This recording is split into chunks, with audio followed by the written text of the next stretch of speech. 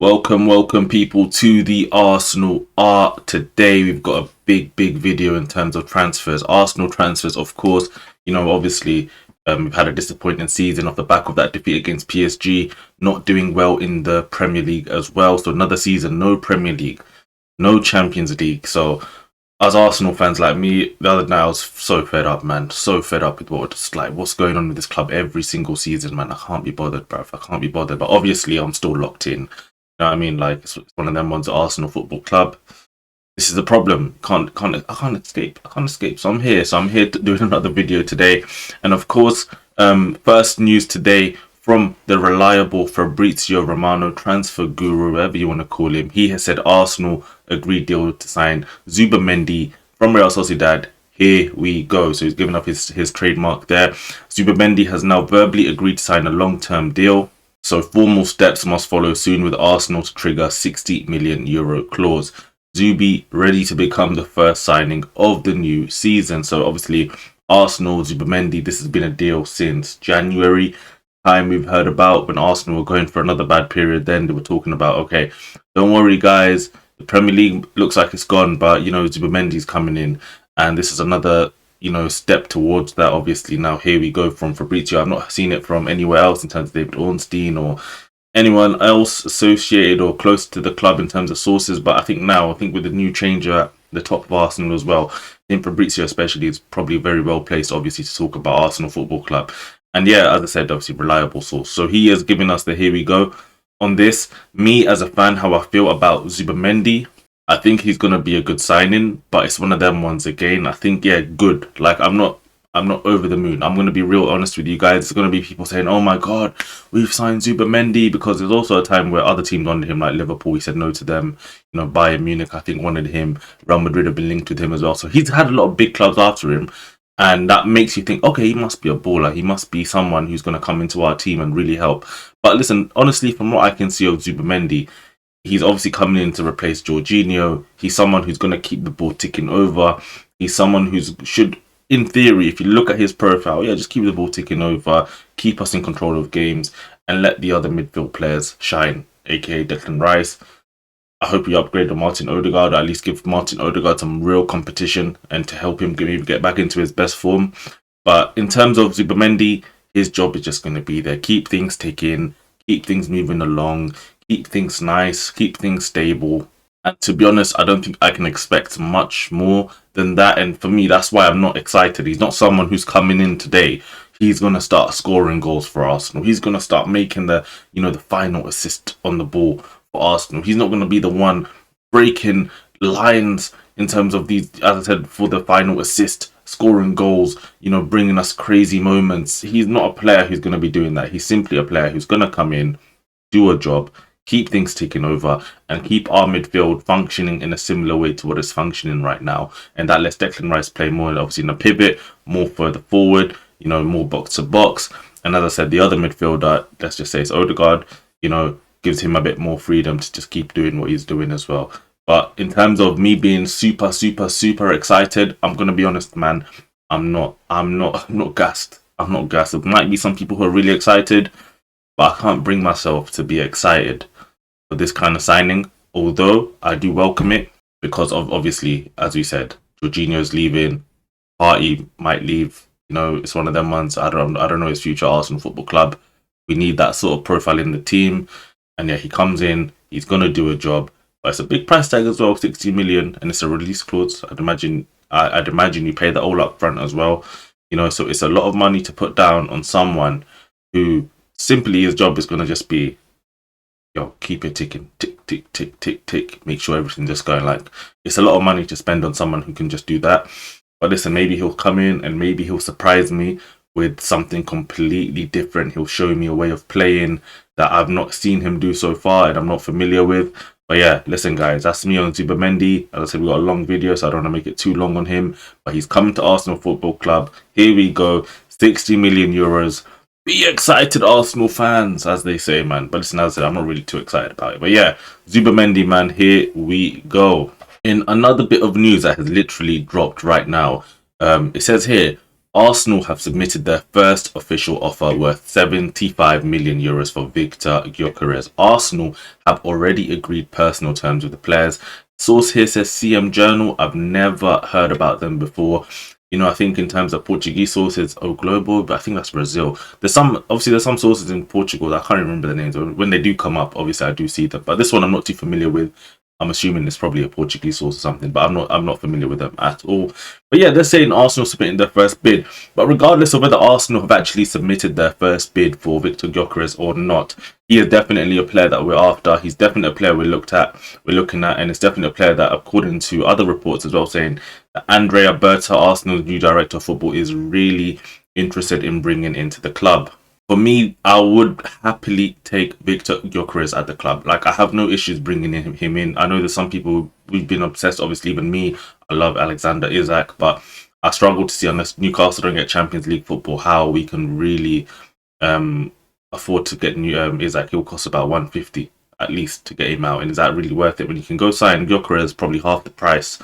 And his goal record, I think he scored over 50 goals this season. I think it's something stupid like that, right? I haven't checked, and I can't be bothered to even check. But I know he has scored a stupid amount of goals this season. You've seen him in the Champions League, what he's done. You know, even against us, obviously, he slapped Man City. But even against us, he was giving our centre-backs a run for their money. Not many strikers actually do that. So he actually showed he's got a bit about him, physically very imposing, you know, very strong runner, and of course, ruthless finisher. And I think that's obviously what we're missing. So obviously, I'd be more than happy to see Victor Gyokeres at the club. Obviously, a second ago, we were talking about Zubimendi, and we were talking about, oh, you know, Zubimendi, for me, as I said, I'm not too excited. He's just going to come in, replace Jorginho, keep the ball ticking, tick, tick, tick, tick, tick, right? But someone like Victor Gyokeres, that excites me, because you're bringing me someone who screams goals. And that's what I'm missing. I need that. I need to play football knowing that, listen, my striker, we could be in a bad moment, but, you know, we can just shoot the ball. We don't even have people who can really shoot the ball outside of Noneri, Saka. Who else can shoot at that club? You know, Rice once in a blue moon. Like, there's not many players who can just shoot a ball and you're like, yeah, you know what, that's a serious shot. But obviously, Gyokeres, he comes in, proper shooter. So yeah, for me, 100% Victor Gyokeres, bring him in. I'll be more than happy to see him at the club. Alright guys, final story for today. That will do it from The Athletic here, and it says, what we're hearing about Jamie Gittens' future. So yeah, Jamie, I know Gittens, I don't know if he changed his name or just dropped the middle name, I'm not even too sure. Anyway, Jamie Gittens from Borussia Dortmund, I believe formerly Man City Academy product. He's been linked to Arsenal Football Club. We are after, apparently, another left winger. We've been linked in recent times as well to Rafael Leao from an Italian source as well. So yeah, we can talk about Leao as well in a second. But yeah, Jamie Gittens is a player at Borussia Dortmund now that Arsenal are looking at signing. For me, good player. But yeah, listen, I even went to go watch Dortmund live this season, and I followed Dortmund quite a bit. And Gittens, although he's got the potential, although he's got the attributes to be a really, really good winger, he's kind of gone off the boil even for Dortmund, you know. And for me, I'm not someone who wants to hear this potential malarkey anymore. I just want players to come in and just do the job. That's why I'm happy to get Gyokeres, like 26, 27. Just come in. He's had his experience at Coventry, at Sporting, and he's just ready to do the job. But someone like Jamie Gittens, while he may be ready to do the job in another season, in another 2 seasons, another 3 seasons, is he really ready to come in right now and, you know, really dominate that left-hand side for Arsenal? Honestly, I'm not too sure. But there's no denying one thing. He's a very talented player, very quick, good dribbler, good shooting as well. Like, he's got a very nice shot on him as well. So, like, listen, he's got ingredients there that obviously make him a really good player. Hence why he obviously plays for Dortmund. And hence why he's linked to the teams like Arsenal. He's been linked, I believe, to Chelsea and stuff like that as well. But anyway, let's have a little read on this article. So essentially what this article is trying to say is that Gittens has kind of multiple release clauses depending on what happens to Borussia Dortmund this season. So Dortmund, obviously, they're in a struggle, obviously, to finish in the Champions League this season. I'm not sure exactly where they are. Last time I checked, yeah, they were a point of here. They're saying they're a point of 4th. Yeah, so anyway, if they qualify for the Champions League, Gittens will be available for 60 million euros, about 50 million pounds, 51 million pounds.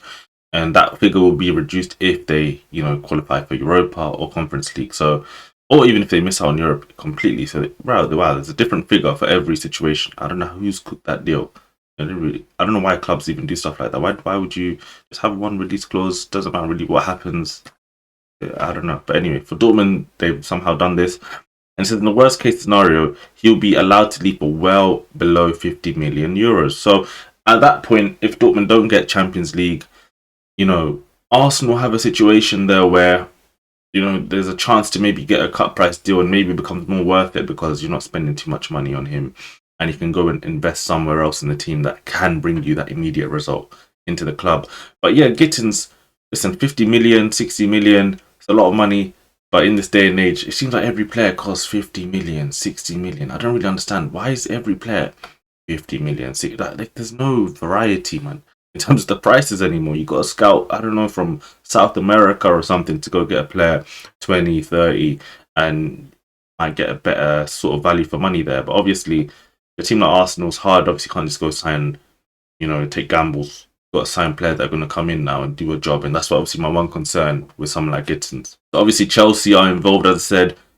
They've got Carney Chukwuemeka on loan at Dortmund, unbelievable player as well. Went to go see him. What a player Carney Chukwuemeka is, and it looks like Germans at the Dortmund, obviously they want to extend his stay at the club, and maybe Gittens is a way to make that happen. And looks like obviously they're a little bit content, obviously, with letting Gittens go. It's one of them ones. If you get money for him, if you're Dortmund, they're not going to be too fast. He's not a massive player for them. He's a good player, but you can get 50, 60 million out of him, and he can go to an Arsenal, he can go to a Chelsea. Listen, it's one of them ones. I think it's worth it for Dortmund because they've got other areas of the team that they need to improve anyway.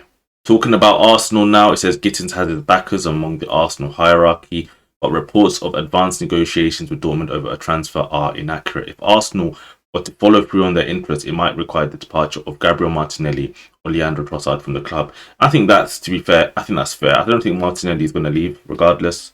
Even if we'll criticise Martinelli, I think his work rate, the way he plays for like get big games, but like in general, it's too valuable to have. Even on the bench, it's a player I'd like to have. But Trossard, 100%, he's got to go. He's got to go. Listen, he was a good signing when he came in. He did a job when we needed him to do it. But yeah, it's time for him to go. So yeah, Trossard out.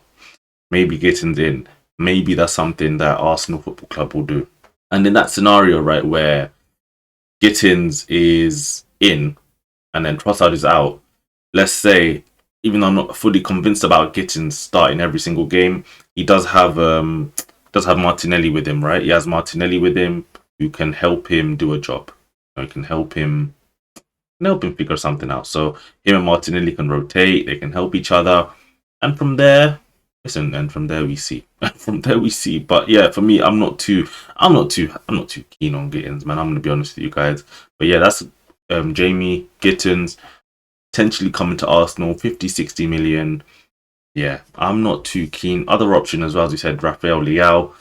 Potentially again, I don't know about Rafael Leao as well in terms of 100M, but you bring me Leao, he's more of a player who, you know, established. He's a player who's had to, you know, had the expectations of a big club in Milan and obviously playing for the Portuguese national team as well. So I would be more happy signing Leao than Gittens.